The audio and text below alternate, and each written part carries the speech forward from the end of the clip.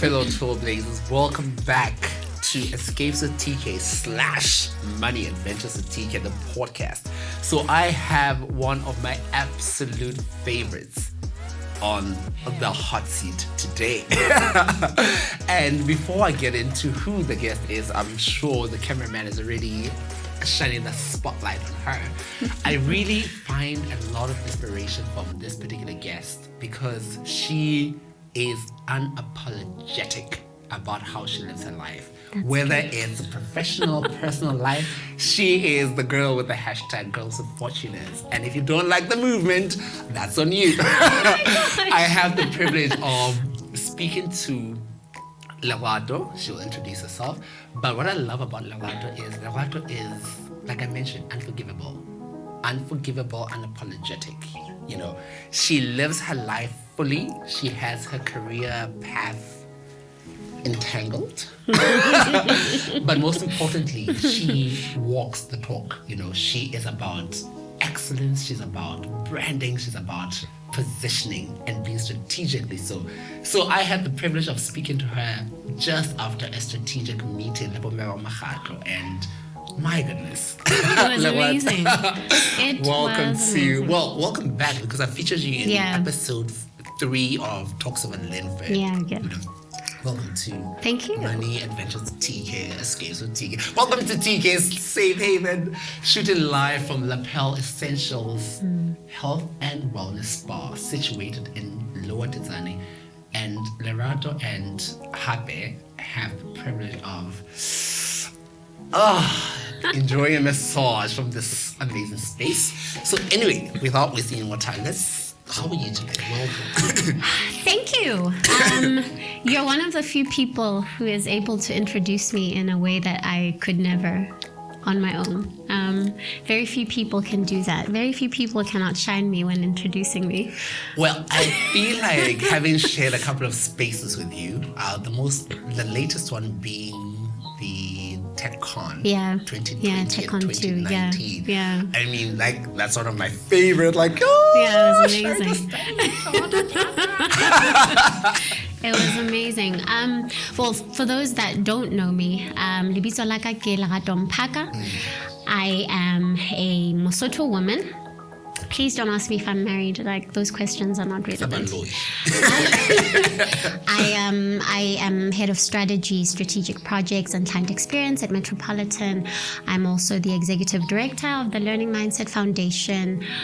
I'm a student. I'm an author. I run a mentorship program. I consult with SMEs. I sit on a couple of boards, finally, in the country. And I'm branching out, actually, in October, I guess. I'm hitting the diaspora really hard in October. So that's me, for those that don't know.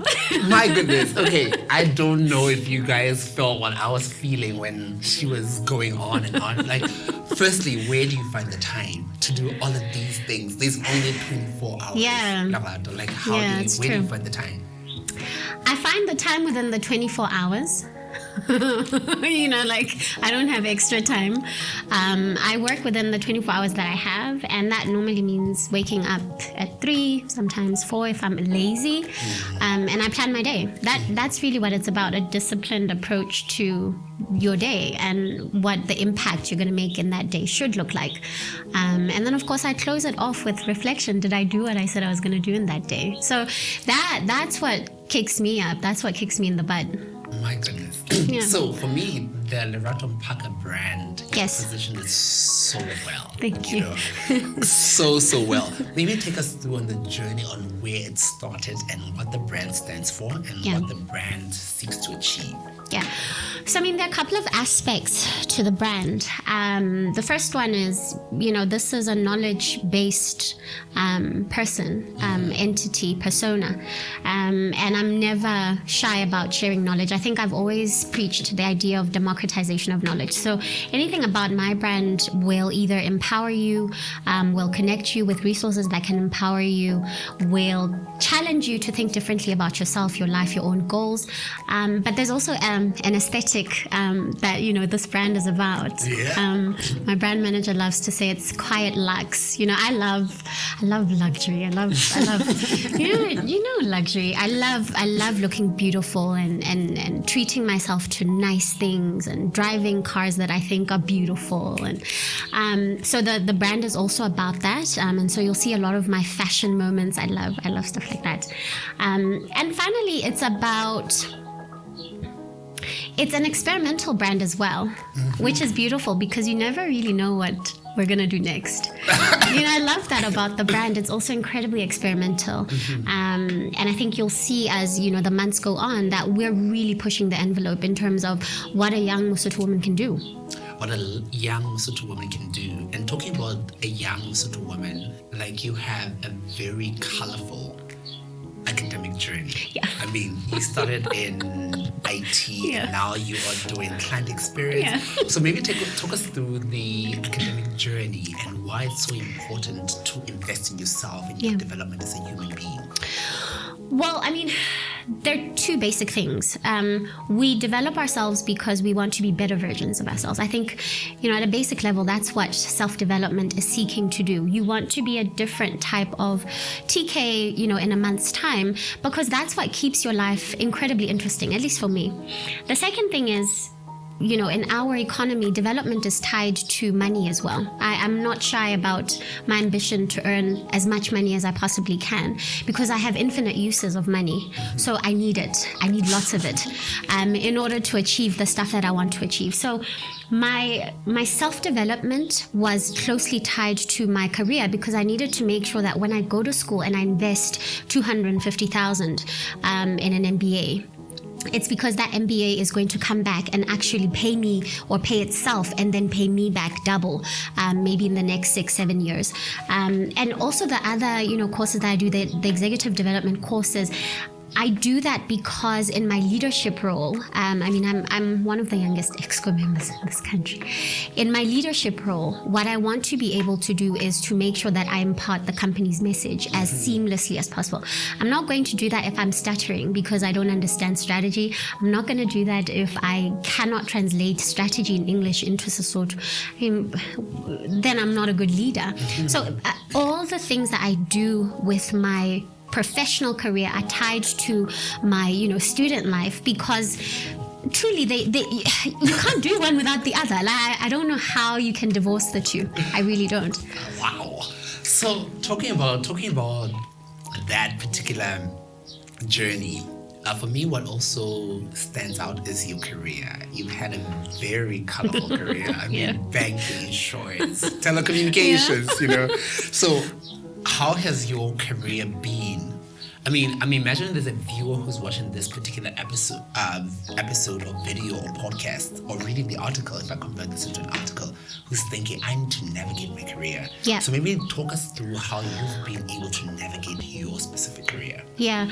So, you know, when I first started working in 2010, I think I was very fortunate to work in banking. And then I used to work for Lesotho Post Bank when we still had passbooks. Yeah, that was before cards.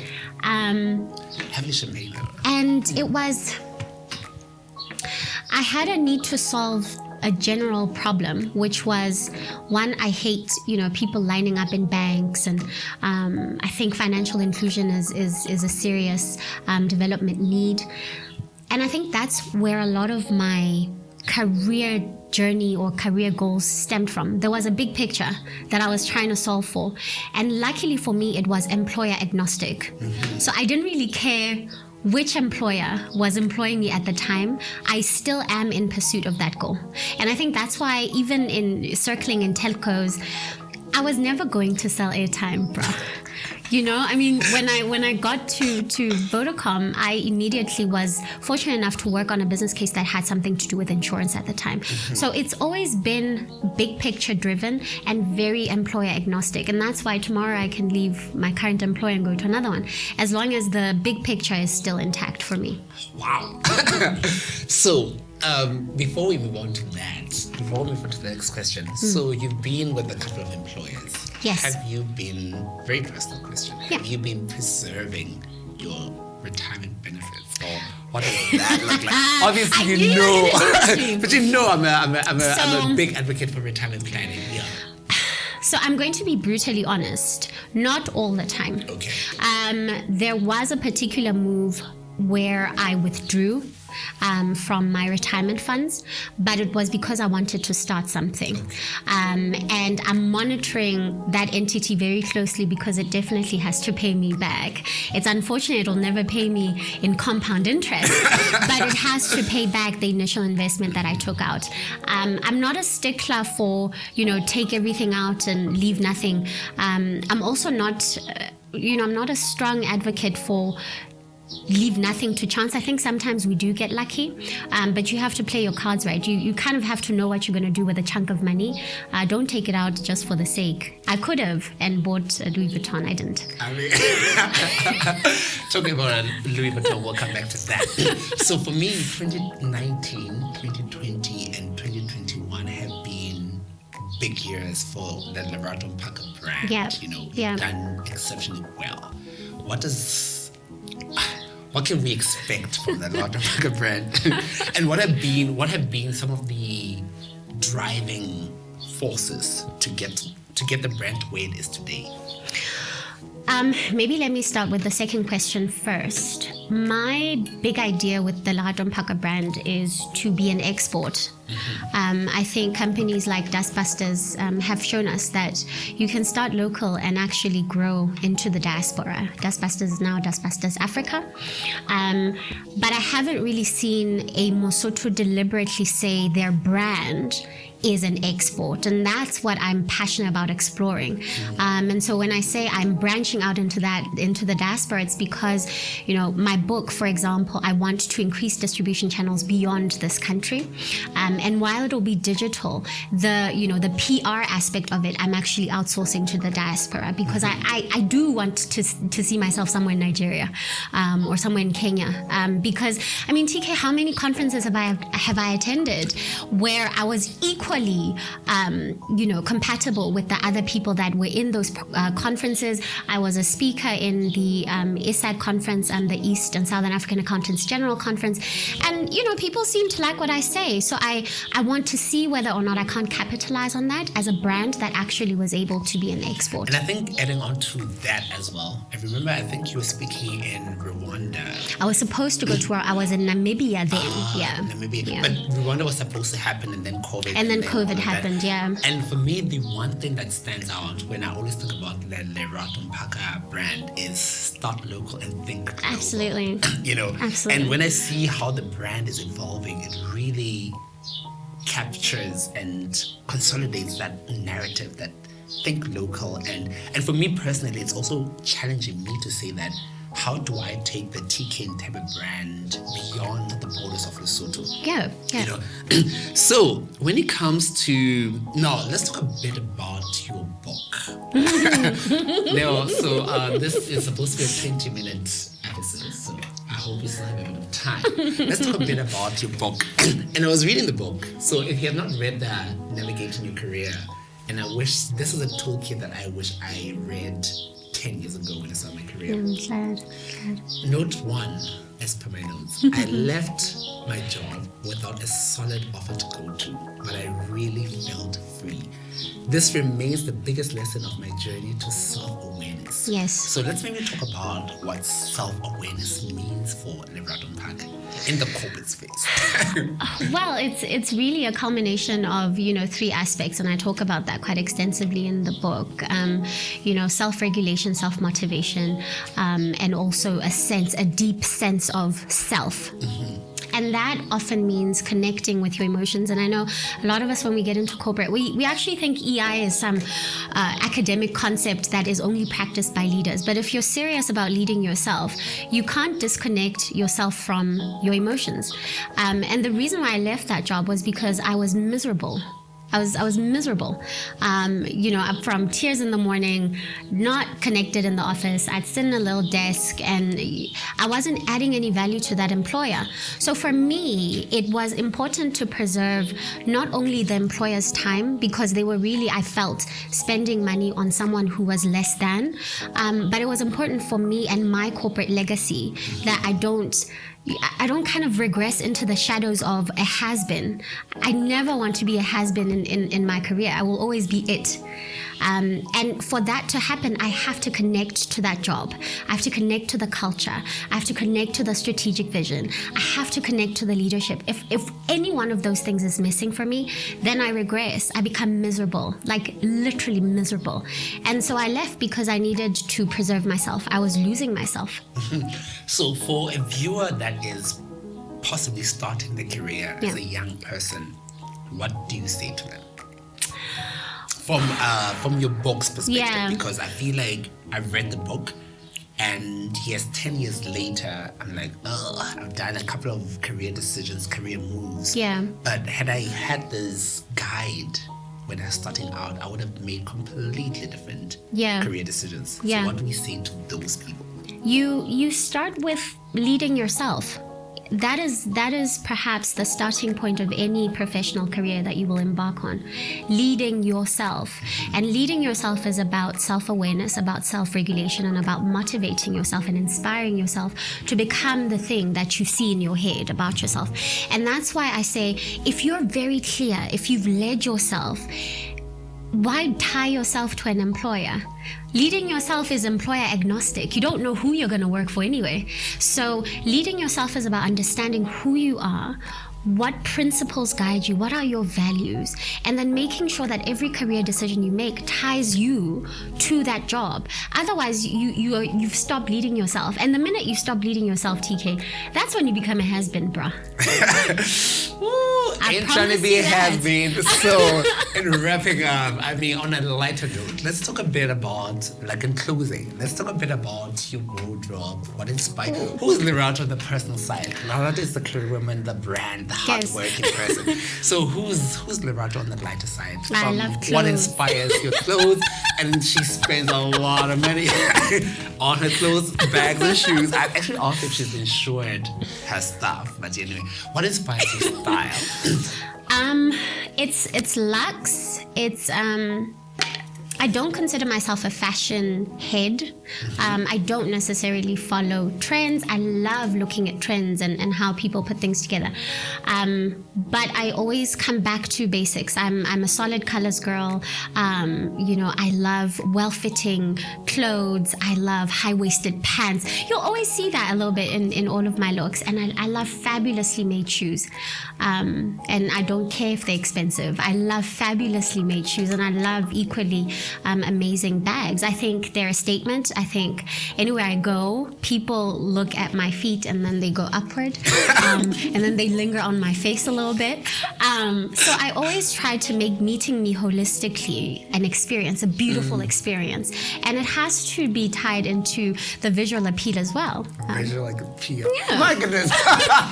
See why I love having them on my channel. So in closing, like absolute closing, like what are your closing remarks to the viewer and listener who's buy my book. 2 reasons for that. We need to start learning how to reflect on who we are in the spaces that we spend the most time, 8 hours a day. And we also need to understand where the world of work is going. So if you're curious about that and you want to find your place, or at least start thinking about your place, buy my book.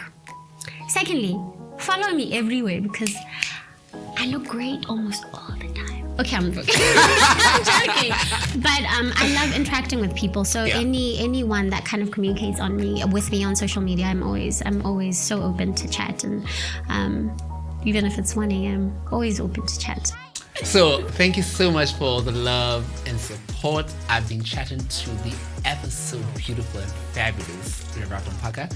Make sure to follow her on all the social media platforms, Lerato Mphaka, and buy her book. I'm loving the book. Buy her book. And of course, remember to subscribe to my channel, Escapes with TK, and of course the podcast Money Adventures with TK.